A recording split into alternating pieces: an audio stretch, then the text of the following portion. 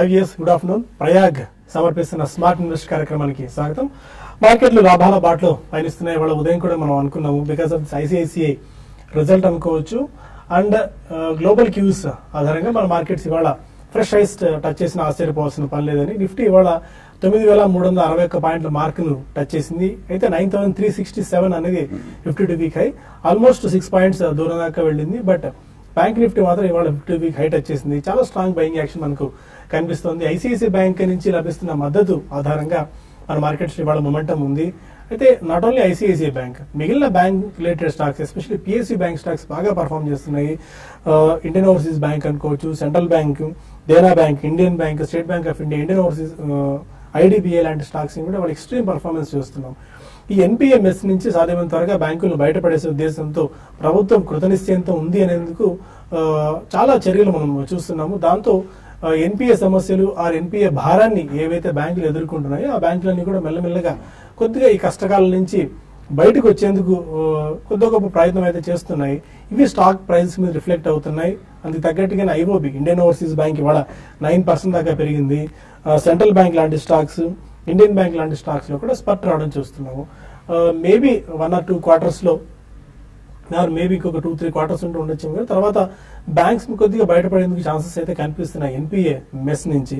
ఆ తర్వాత మెరిసెంట్ అక్విషన్స్ అయినా కూడా చిన్న చిన్న బ్యాంకులని కలిపి 3-4 బ్యాంకులు ఒక పెద్ద బ్యాంకుగా అవతరించినా కూడా ఆశ్చర్యపోయే పని అయితే కనిపించట్లేదు. సో బ్యాంక్ స్టాక్స్ లో మన కాన్సన్ట్రేషన్ ఇంకా పెంచుకోవాల్సిన అవసరం అయితే కనిపిస్తుంది, ఎందుకంటే నెగ్లెక్ట్ చేసిన సెక్టర్. ఇవాళ banking, financial services, PSU banks, private banks, FMCG రంగ షేర్స్ లో కొనుగోలు మద్దతు బాగా ఉంది. అయితే auto, IT, media, metals, reality రంగ కౌంటర్స్ లో కొద్దిగా సెల్లింగ్ రావడం చూస్తున్నాం. రియాలిటీ ఇప్పటికే బాగా హిటప్ అయిన సెక్టర్, అందులో నుంచి కొద్ది గొప్ప ప్రాఫిట్ బుకింగ్ అయితే జరుగుతుంది. అండ్ మిగిలిన స్టాక్స్ లో ఇంతకుముందు డిస్కస్ చేసుకున్న స్టాక్స్ లో ఐసిఐసిఐ బ్యాంక్ లీడ్ చేసిన మార్కెట్స్ ని 9% ప్లస్ లో 300 రూపీస్ మార్క్ కూడా ఇవాళ క్రాస్ చేసి 52 వీక్ హై టచ్ చేసింది. అండ్ మిగిలిన స్టాక్స్ లో టిఐఎల్ ఈ స్టాక్ 13% దాకా పెరిగింది. సుదర్శన్ కెమికల్స్ 13% దాకా స్పర్ట్ రావడం చూసాము.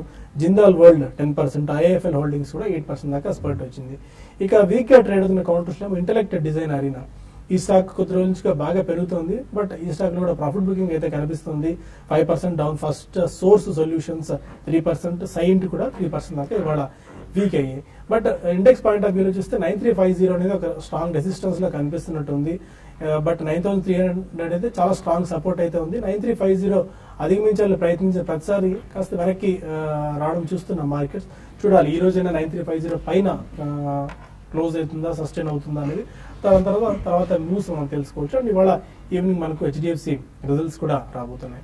ఈ నోట్తో అనలిస్ట్ ఏమనుకుంటున్నారు అడిగి తెలుసుకుందాం. Good afternoon both of you sir. Banks ఇప్పుడు private banks, PSU banks, banking is the new theme కనిపిస్తుంది. అండ్ చిన్న బ్యాంక్స్, ఇండియన్ ఓవర్సీస్ బ్యాంక్ లాంటి స్టాక్స్, సౌత్ ఇండియన్ బ్యాంక్ లాంటి స్టాక్స్ లో కూడా స్పర్ట్ రావడం మనం చూస్తున్నాము. ఎలా అర్థం చేసుకోవాలి మనం? ఇప్పుడు ఏమైనా ఫ్రెష్ ఇన్వెస్ట్మెంట్స్ ఈ స్టాక్స్ లో మొదలు పెట్టుకోవచ్చా? ఫర్ ఇన్స్టెన్స్ ఆంధ్ర బ్యాంక్ లాంటి స్టాక్స్ కూడా. Yeah, relatively Andhra Bank is slightly better అని చెప్పాలండి. But there are some stocks మీరు మెన్షన్ చేసినట్టు మేబీ an IOB or చిన్న UCO Bank, Dena Bank, ఇటువంటివి I don't think they're worth investing అండి. ఎందుకంటే డెఫినెట్లీ రాబోయే రోజుల్లో these people have huge non-performing assets. Only ఇదేంటంటే సెంటిమెంట్ పరంగా కాస్త బూస్టర్ ఇచ్చింది నిన్న వెలువడిన statement or that executive order అని చెప్పొచ్చు. But otherwise I think there is not much to do in some of those bank. అంటే లార్జర్ బ్యాంక్స్ లో maybe about 4 to 5 public sector banks may do well, ఎందుకంటే వాళ్ళకి size is bigger కాబట్టి non performing assets అనేది percentage wise కొద్దిగా తగ్గుతుంది. And ఈ norms అవి ట్వీక్ చేస్తే ఇంకొద్దిగా ఎన్పిఏ పరిధిలోంచి వెళ్ళిపోయే అవకాశం ఉంది కాబట్టి probably NPS will get squeezed. So ఈ కారణం వలన not every bank is definitely by అండి. బట్ ఓవరాల్ సెంటిమెంట్ అనేది బిఎఫ్ఎస్ఐ సెగ్మెంట్ లో చాలా స్ట్రాంగ్ గా ఉంది కాబట్టి, and it has 35% weightage in the index. So అందుకని మనకి ఇండెక్స్ పరంగా కూడా ఈ రోజు మనం చాలా strong growth both on Nifty as well as Sensex కూడా చూస్తున్నాం. But I don't think one should definitely chase in terms of investment. ఎవరైనా ట్రేడింగ్ చేసుకోవాలంటే డెఫినెట్లీ సెంటిమెంట్ పెరిగినప్పుడు ఆ సెక్టర్ లో అన్ని పెరుగుతాయండి, మోస్ట్ ఆఫ్ దెమ్ ఆర్ పెరుగుతాయి. అండ్ డెఫినెట్లీ అన్ని పబ్లిక్ సెక్టర్ బ్యాంక్స్ కదా, it's not that we're going to lose money, but only trading కి పనికొస్తాయి. ప్యూర్ ప్లే ఇన్వెస్ట్మెంట్ కి మాత్రం you should only go with the stronger ones. అది పక్కన పెడితే మనకి ఈ రోజు ఇంకా మిడ్ అండ్ స్మాల్ క్యాప్స్ కొన్నిట్లో మాత్రం చాలా స్ట్రాంగ్ ప్రైస్ యాక్షన్ మనం చూస్తున్నాం, అన్ని కూడా మళ్ళీ రివైవ్ అవుతున్నాయి. So 1 or 2 days of lull అయిన తర్వాత స్వల్పంగా ఏదైనా 2-3-5 రూపీస్ పెరిగినా కొన్ని పర్సెంటేజ్ వైజ్ స్ట్రాంగ్ గా పెరిగిన దాఖలాలు మనం చూస్తున్నాం. సో ఓవరాల్ మనం గతంలో చెప్పుకున్నట్టే there is a very strong resilience అండి. Market is not letting it up irrespective of external factors కానివ్వండి, డొమెస్టిక్ ఫ్యాక్టర్స్ కానివ్వండి, ఏ నెగిటివ్ న్యూస్ కూడా they only treating it as a positive news. And చిన్న correction వచ్చినా కానీ wait చేస్తున్నారు అందరూ పెద్ద అమౌంట్ పెట్టుకోవడానికి. కాబట్టి అది రావట్లేదు అని చెప్పి ఈవెన్ డెస్పిరేషన్ కూడా I think some people are going ahead and buying. So all in all I think there is a lot of resilience అండి. I don't think markets are going to go down much. Maybe 9300 ఈసారి చాలా strong గా barrier ఉండేటట్టు కూడా కనిపిస్తుంది నిఫ్టీలో. So overall it's a by on declines market, but stay invested. Declines వచ్చినప్పుడు additional money push చేయమని చెప్తాను. ఓకే సుందర్ గారు, టెక్నికల్ పాయింట్ ఆఫ్ వ్యూ చేస్తే 9350 ఒక రెసిస్టెన్స్ లా కనిపిస్తుంది ఇమీడియట్ గా. బట్ 93 చాలా స్ట్రాంగ్ బేస్ ఫామ్ అవుతున్నట్టుంది. బట్ వరుసగా 6వ సెషన్ లో కూడా ఎవరి కొద్దిగా మార్కెట్ సైడ్ వేస్ లో ఒక రేంజ్ బౌండ్ లో ట్రేడ్ అవుతూ వస్తున్నాయి, ఒక నారో రేంజ్ లో 93 అండ్ 9350 మధ్య. నెక్స్ట్ బ్రేక్అవుట్ రావాలంటే ఏ లెవెల్ కీగా వాచ్ చేయాల్సిన అవసరం ఉంటుంది, ఏదైనా అప్ సైడ్ కానీ డౌన్ సైడ్ కానీ? మార్కెట్ ఓవరాల్ గా లాస్ట్ 1 వీక్ గా చూస్తే కనుక మీరు చెప్పినట్టు 9350 9300 మధ్యన ఒక 50 పాయింట్లు ఒక స్వల్ప ట్రేడింగ్ రేంజ్ లో మూవ్ అవుట్ అవుతుంది మనం చూస్తున్నాము. కానీ లాస్ట్ 1 వీక్ కి వాళ్ళకి డిఫరెన్స్ ఏంటంటే లాస్ట్ 1 వీక్ గా చూస్తే కనుక మార్కెట్ హై నుంచి బాగా కరెక్ట్ అవుతూ ఇంచుమించు డే లో దగ్గర ట్రేడ్ అవడం క్లోజ్ అవడం కూడా మనం చూసాము. కానీ ఇవాళ మార్కెట్ కొంచెం డిఫరెంట్ గా స్లైట్ గా లోయర్ రేట్ నుంచి రికవర్ అయ్యి మళ్ళీ మార్కెట్ హై డేస్ హై 9350 దగ్గర ఒకసారి టెస్ట్ చేయడం చూస్తున్నాము. సో ఈ లెవెల్ చాలా కీలకంగా అనుకోవచ్చు, ఎందుకంటే యూరోపియన్ మార్కెట్స్ అన్ని కూడా ఓపెనింగ్ కాషియస్ ట్రెండ్ తర్వాత గెయిన్స్ ఫర్దర్ ఎక్స్టెండ్ అవడం మనం చూసాము. ఇవాళ మన మార్కెట్ కూడా ఇవాళ హైని రీటెస్ట్ చేయడం అనేది కూడా మనం చూస్తున్నాము. ఒకవేళ కనుక ఈ గెయిన్స్ కనుక సస్టైన్ అయ్యి 934050 దగ్గర క్లోజ్ అయినా కూడా స్ట్రెంత్ ఉంటే అనుకోవచ్చు. అప్పుడు మార్కెట్ కి ఒక అప్ ట్రెండ్ కి సంకేతాలు ఫర్దర్ గా కంటిన్యూ అయ్యే అవకాశాలు కనిపిస్తోంది. అప్పుడు 9500 వరకు వెళ్లే అవకాశం ఉంది. ఒకవేళ కనుక మార్కెట్ ఇవాళ కూడా లాస్ట్ 4-5 రోజులుగా చూస్తున్న ధోరణి ప్రకారం కానీ డే లో దగ్గర 9300 దగ్గర క్లోజ్ అవుతే మటుకు మళ్ళీ కాషియస్ ట్రెండ్ ఉండే అవకాశాలు కనిపిస్తుంది. But on the whole market consolidation లో చూస్తే కనుక ఒకసారి ఈ కన్సాలిడేషన్ ట్రెండ్ లో కూడా మనకి సపోర్ట్ పైనే ఉంది కాబట్టి ట్రెండ్ ఓవరాల్ గా పాజిటివ్ గా ఉంది అనుకోవచ్చు. ట్రెండ్ సపోర్ట్ బ్రేక్ అనంత కాలం ట్రెండ్ పాజిటివ్ గా అయింది. అలాగే కాకపోతే కొంచెం మార్కెట్ 30-40 పాయింట్స్ నిఫ్టీ పెరిగినప్పటికీ బ్రెత్ చూస్తే మటుకు నెగిటివ్ గా కనిపిస్తుంది. అడ్వాన్సెస్ కన్నా డిక్లైన్స్ ఎక్కువగా కనిపిస్తుంది. అంటే ఏ గ్రూప్ స్టాక్స్ లో కూడా అక్కడక్కడ కొంచెం సెల్లింగ్ ప్రెషర్ కనిపిస్తుంది. బహుశా వాళ్ళ ఐసిఐసిఐ బ్యాంక్ తోటి మార్కెట్ కొంచెం నిలబడుతున్నట్టుగా కనిపిస్తుంది. అలాగే మనకి లాస్ట్ 1 or 2 వీక్స్ గా చూస్తే కనుక మార్కెట్ ఇండెక్స్ బులిష్ గా ఉన్నప్పటికీ కొన్ని specific mid cap small cap లో మటుకు ఒక కరెక్షన్ ట్రెండ్ చూస్తున్నాము. కొన్ని స్టాక్ స్పెసిఫిక్ అప్ ట్రెండ్స్ మటుకు మనం చూస్తున్నాం. అంటే బ్రాడ్ బేస్డ్ ర్యాలీ కనిపించట్లేదు, కొంచెం సెలెక్టివ్ అప్ ట్రెండ్, అక్కడక్కడ డిస్ట్రిబ్యూషన్ కూడా జరుగుతుంది కాబట్టి కొంచెం ఇన్వెస్టర్లు హై లెవెల్లో కాషియస్ గా ఉంటే మంచిది. సో ఇవాళ మార్కెట్ 9350 పైన క్లోజ్ అవుతుందా లేదని మనం ఇవాళ చూడాలి. Okay fine. కొంతమంది కాలర్స్ లైన్ లో ఉన్నారు. ఫస్ట్ కాలర్ తిరుపతి నుంచి శ్రీధర్. అడగండి శ్రీధర్. సార్ ఈ రేట్ లో అశోక బిల్డ్ కాను ఆ తర్వాత ప్రిస్టేజ్ ఎస్టేట్స్ ఈ రెండిట్లో ఏది కొనుక్కోవచ్చు? అశోక బిల్డ్ కాను ప్రిస్టేజ్ ఎస్టేట్స్ ఈ రెండిట్లో ఏది కొనుక్కోవచ్చు? ఫండమెంటల్ గా ఏది మంచిది? అట్లాగే హౌసింగ్ సెక్టర్ లో గృహ ఫైనాన్స్, జిఐసి హౌసింగ్ ఫైనాన్స్ ఈ రెండిట్లో ఏది కొనుక్కోవాలి? ఈ ఆన్సర్ నేను చేసినట్టున్నాం మనం గృహ జిఐసి మధ్య ఏది బెటర్ అని. విల్ టేక్ అశోక బిల్డ్ కానీ ప్రెస్టేజ్ ఎస్టేట్స్ ఫండమెంటల్ గా ఏ స్ట్రెంత్ కనిపిస్తుంది? నో, ఈ రెండిట్లో ఏది better? We can never compare these two అండి. Both are completely different companies and completely different. అంటే సెక్టర్ పరంగా మనకి ఇదేమో ఇన్ఫ్రాస్ట్రక్చర్ అండి, ఒకటేమో హౌసింగ్ అండ్ రియాలిటీ. కాబట్టి there is no comparison between both. So infrastructure రంగంలో అంటే especially road projects, bolt based మనకి టోల్ బేస్డ్ రోడ్ ప్రాజెక్ట్స్ లో Ashoka Buildcon is very strong. So అలాగే మనకి రియల్ ఎస్టేట్ ప్యాక్ లో చూసుకుంటే Prestige Estates is also strong company. కాబట్టి ఒకవేళ కొనదలుచుకుంటే మీరు ఇన్ఫ్రాస్ట్రక్చర్ రంగంలో Ashoka Buildcon you can go ahead అండి, and in reality you can go ahead with Prestige Estates. So both cannot be compared at all, ఎందుకంటే రెండింటికి సెక్టర్ డిఫరెంట్ కాబట్టి ఫండమెంటల్స్ కూడా డిఫరెంట్ ఉంటాయి. ఓకే, మరో కాలర్ నల్గొండ నుంచి లక్ష్మారెడ్డి. లక్ష్మారెడ్డి నమస్కారం అండి, చెప్పండి.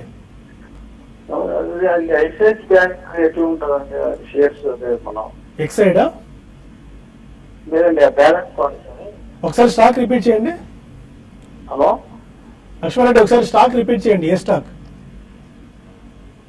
హలో, ఫస్ట్ టైం అంటే మ్యూచువల్ ఫండ్స్ లా ఐసిఐసి అడుగుదామని చేసిన. డౌట్ ఏంటో అడగండి క్లియర్ గా. ఐసిఐసి మ్యూచువల్ ఫండ్స్ లా మంచి ఏదో అడుగుదామని ఆలోచిస్తున్నాను. ఐసిఐసి ఇప్పుడు ఏంటి సిస్టమాటిక్ ఇన్వెస్ట్మెంట్ ప్లాన్ ఎస్ఐపి చేద్దాం అనుకుంటున్నారా? అవును, దాని కొరకే. ఓకే, ఎంతకాలం చేయగలరు మీరు? ఎంత అమౌంట్ ఇన్వెస్ట్ చేయగలరు monthly?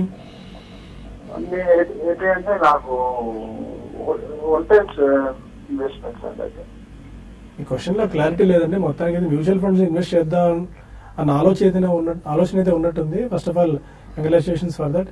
Any ICICI value discovery fund?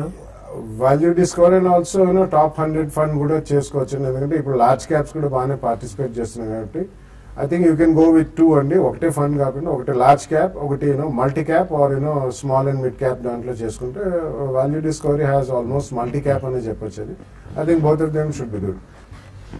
మీరు మ్యూచువల్ ఫండ్స్ లో ఇన్వెస్ట్ చేద్దాం అనుకుంటారు కాబట్టి తొమ్మిది బాలగారు సజెస్ట్ చేస్తుంటే ఆ ఫండ్స్ లో ఇన్వెస్ట్ చేసుకోవచ్చు. ఏమైనా డౌట్స్ ఉంటే మరొకసారి మెయిల్ పెట్టండి ఆర్ ఇంకోసారి ఫోన్ చేసి మీ డీటెయిల్స్, మీ డౌట్స్ ఏమైనా ఉంటే క్లారిఫై చేసుకోవచ్చు.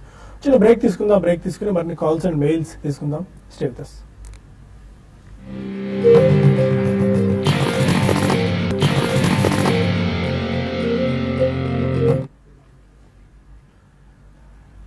Welcome back. ప్రయాగ్ సమర్పిస్తున్న స్మార్ట్ ఇన్వెస్ట్ కార్యక్రమానికి మరికొంతమంది కాలర్స్ లైన్ లో ఉన్నారు. విజయవాడ నుంచి సురేష్. అడగండి సురేష్. సార్, మన బాలాగారిని భారత్ ఫోర్జ్ ఒకటి ఒకటండి. ఓకే, రెండు ఒకసారి ఇదివరకు తీసుకుంటే ఉంచమని చెప్పాను. చాలా సార్లు 1200 తీసుకున్నాం భారత్ ఫోర్జ్.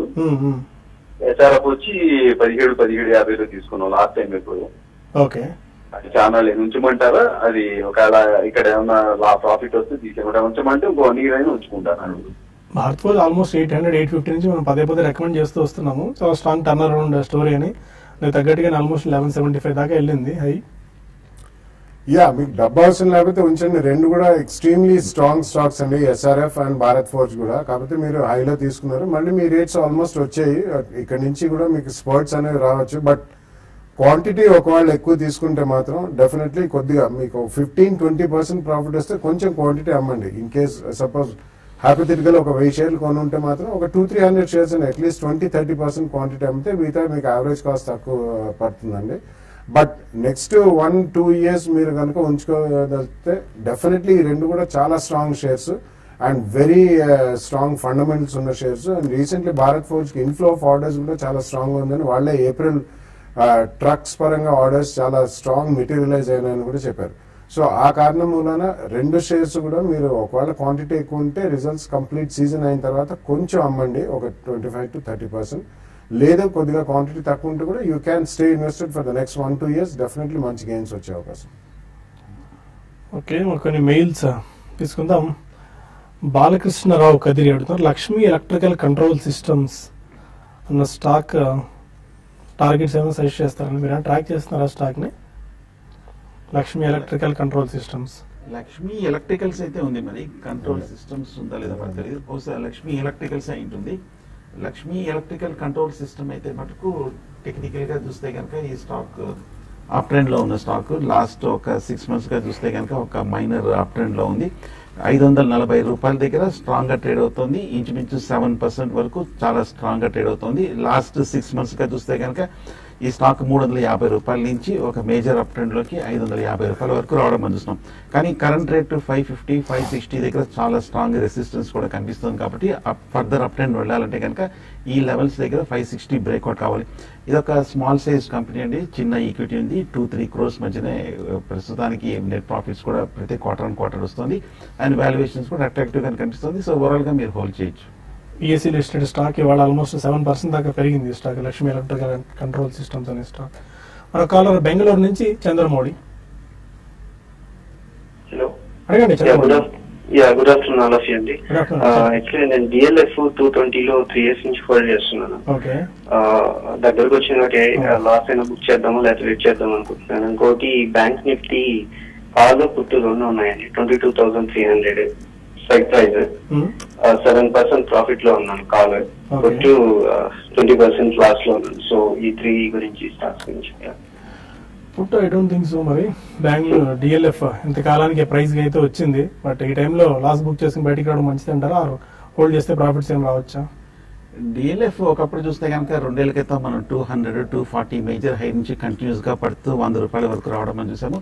ఈ మధ్య లాస్ట్ ఒక 6 months గా కూడా చాలా స్ట్రాంగ్ గా రికవర్ అయ్యి మళ్ళీ ఇంచుమించు 200 రీసెంట్ లాస్ట్ 2-3 years పీక్స్ కూడా రావడం చూసాము. నా ఉద్దేశం అయితే కనుక మీరు అనుకుంటున్నట్టుగానే ఇంకా కొంచెం ఫర్దర్ స్పాట్ లో 220, 240 లెవెల్స్ లో మీరు ఎగ్జిట్ అయిపోవచ్చు.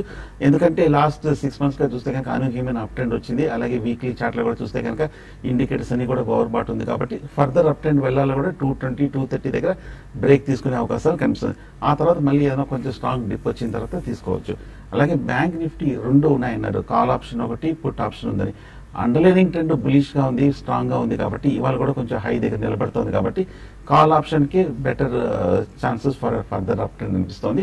ఇవాళ క్లోజింగ్ కనుక కొంచెం స్ట్రాంగ్ గా ఉందంటే కనుక ఇవాళే నా ఉద్దేశం ఈ పుట్ ఆప్షన్ ని క్లోజ్ చేయండి. ఎందుకంటే పెద్ద బులిష్ ట్రెండ్ లేకపోయినా కూడా బేరిష్ ట్రెండ్ కూడా లేదు కాబట్టి కన్సాలేషన్ ట్రెండ్ లో పుట్ ఆప్షన్ ప్రీమియమ్స్ అని కూడా కరిగిపోయే ప్రమాదం ఉంది.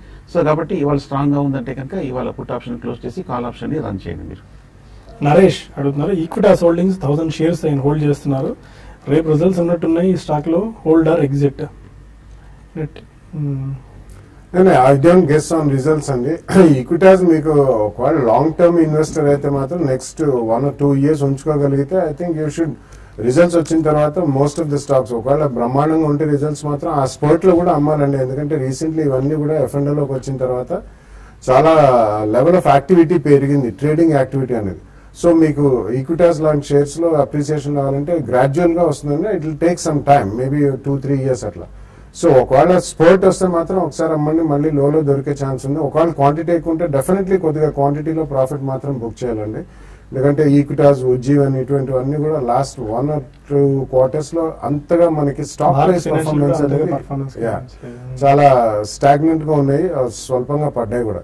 సో ఆ కారణం మూలన మీరు 1000 shares అంటున్నారు కూడా ఐ థింక్ స్పోర్ట్ వస్తే మాత్రం అట్లీస్ట్ 200-300 shares మాత్రం అమ్మి తర్వాత లోలో అది పడితే కవర్ చేసుకోవచ్చు, లేకపోతే ఇతరత్ర వేరే కంపెనీస్ షేర్స్ కొనుక్కోవచ్చు. నల్గొండ నుంచి వెంకట్ మరో కాలర్. అడగండి Venkat. Sir Diamines and chemicals ఈ ప్రైస్ లో తీసుకోవచ్చా సార్? 80 రూపీస్ దగ్గర ఉంది.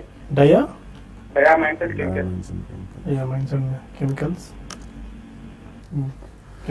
It's a very small cap stock అండి. సో వీళ్ళు కూడా ఇప్పుడు కెమికల్స్ రంగం it's the flavour of the season కాబట్టి డెఫినెట్లీ అన్ని కూడా పార్టిసిపేట్ చేస్తున్నాయి. వీళ్ళు Goa based chemical company, but చిన్న ఈక్విటీ అండ్ లిక్విడిటీ చాలా తక్కువ ఉంటుంది కాబట్టి మీరు జాగ్రత్తగా కొనండి. గతంలో ఇది ఒకప్పుడు బాగా రాణించిన షేర్ అండి, దాని తర్వాత బాగా క్షీణించే కూడా. But it's same case with many chemical companies అండి. సో స్వల్పంగా క్వాంటిటీ తీసుకోండి. ఒకవేళ కన్సిస్టెన్సీ కనిపిస్తే రిజల్ట్స్ లో quarter-on-quarter కొద్దిగా ఉంచుకోవచ్చు. లేదంటే మాత్రం అట్లీస్ట్ 1 or 2 quarters రిజల్ట్స్ కనుక అంత బాగాలేకపోతే మాత్రం you should come out of it. Krishna Chalapathi ఏం చేశారు, 1 lakh rupees ఇన్వెస్ట్ చేద్దాం అనుకుంటున్నారట City Union Bank and V-Guard for short term గురించి. Maybe because of this results ఆధారంగా డూ యూ సజెస్ట్? 2 స్టాక్స్ మంచివేనండి. సిటీ యూనియన్ బ్యాంక్ చూస్తే కనుక ఈ మధ్య 140 నుంచి 165 రూపాయల వరకు వెళ్ళటం మనం చూస్తున్నాము. ఈ మధ్య లాస్ట్ ఒక షార్ట్ టర్మ్ లో 1 or 2 months గా చూస్తే కనుక హైయర్ లెవెల్లో కూడా బాగా స్ట్రెంత్ ఎగ్జిబిట్ చేస్తున్న stock city Union bank. Banks అన్ని కూడా బాగా లైమ్ లైట్ ఉన్నాయి, అవుట్లుక్ కూడా చాలా స్ట్రాంగ్ గా ఉంది కాబట్టి షార్ట్ టర్మ్ లో సిటీ యూనియన్ బ్యాంక్ తీసుకోవచ్చు. వీగార్డ్ చూస్తే కనుక టెక్నికల్ గా బాగా రన్అప్ కూడా రావడం మనం చూసాము. 100 రూపాయల నుంచి 200 రూపాయల వరకు వెళ్ళటం మనం చూస్తున్నాము. ఈ లాస్ట్ 1 month మార్కెట్ కన్సాలిడేషన్ కూడా 190 లెవెల్స్ లో కూడా బాగా స్థిరంగానే పటిష్టంగానే అక్యుములేషన్ కూడా ప్రతి డిప్ లో జరుగుతుంది. సో ఫండమెంటల్ గా టెక్నికల్ గా 2 బాగున్నాయి కాబట్టి 2 తీసుకోవచ్చు. రాజు కోరుకొప్పల షార్ట్ టర్మ్ గురించి స్టీల్ రిలేటెడ్ స్టాక్స్ ఏమైనా సజెస్ట్ చేస్తారా? స్టీల్ రిలేటెడ్ స్టాక్స్ వాళ్ళు నిన్న పాలసీ కూడా వచ్చింది, steel policy and government infra projects కి ఓన్లీ దేశీయంగా ఉన్న కంపెనీలకి మాత్రమే వాడాలని. దాంతో కొద్దిగా వాళ్ళ స్టీల్ స్టాక్స్ లో యాక్షన్ కనిపిస్తుంది. మేబీ స్టీల్ స్టాక్స్ సజెస్ట్ చేస్తారా? ఎందుకంటే బట్ ఈ పాటికి యాక్షన్ అయితే అయిపోయినట్టుంది. అబ్సల్యూట్లీ అండి. అంటే స్టీల్ స్టాక్స్ జనరలీ మనకి లాస్ట్ 1.5 year లో they have seen a very smart run-up. Not only steel, ferrous and non ferrous అంటే అల్యూమినియం ఇట్లాంటి కాపర్ ఇటువంటివి కూడా డెఫినెట్లీ బాగా రన్అప్ చేశాం కాబట్టి. And the news is out కాబట్టి ఒకవేళ మీరు కొనదలుచుకుంటే వెయిట్ చేయండి, మళ్ళీ కొద్దిగా కన్సాలిడేట్ అయ్యేదాకా. కన్సాలిడేట్ అయిన తర్వాత probably you can go with some speciality steel companies లోకి వెళ్తే బాగుంటుందని అనుకుంటున్నాను. ప్రసాద్ అడుగుతున్నారు, వాల్చంద్ నగర్ 1000 స్టాక్స్ తీసుకున్నారు, 160 రూపీస్ లో హోల్డ్ చేసుకోవచ్చు ఆ స్టాక్స్ ని. వాల్చంద్ నగర్ వాల్చంద్ నగర్ చూస్తే కనుక టెక్నికల్ గా మూవ్మెంట్ ఏం కనిపించట్లేదు. లాస్ట్ 6 months గా చూస్తే కనుక ఒక కంటిన్యూస్ కన్సాలిడేషన్ లో ఒక సైడ్ వేస్ ధోరణిలో ఇండస్ట్రీస్ ట్రెండ్ 170-130 మధ్యన ఒక లాంగ్ టర్మ్ లో స్ట్రక్ అయినట్టుగా కనిపిస్తుంది. ప్రస్తుతం అయితే మరి హోల్డ్ చేయండి. నా ఉద్దేశం 170 రెసిస్టెన్స్ కనుక బ్రేక్అవుట్ అయిందంటే ఒక న్యూ అప్ ట్రెండ్ లోకి 220-230 వరకు వెళ్ళే అవకాశం ఉంది. సో ప్రస్తుతానికి హోల్డ్ చేయొచ్చు, కరెక్ట్ గా సపోర్ట్ దగ్గర ఉంది కాబట్టి. ఓకే, ఒకసారి profit your trade and T5 money నిర్వహిస్తున్న ఫండమెంటల్ టెక్నికల్ వర్క్షాప్ గురించి డోంట్ మిస్ దిస్ ఆపర్చునిటీ. పక్క నెంబర్స్ స్క్రోల్ అవుతున్నాయి, మీరు రిజిస్ట్రేషన్స్ చేసుకోవచ్చు. వాళ్ళ రేపు మనకు అవకాశం ఉంది. Don't miss this opportunity. అనౌట్ బుల్టన్ ఇక్కడ వైండప్ చేద్దాం. TV5 మనీలో మళ్ళీ కలుద్దాం యూట్యూబ్ వేదిక ద్వారా. అక్కడ మరిన్ని కాల్స్ అండ్ మెయిల్స్ తీసుకుందాం. Stay with us.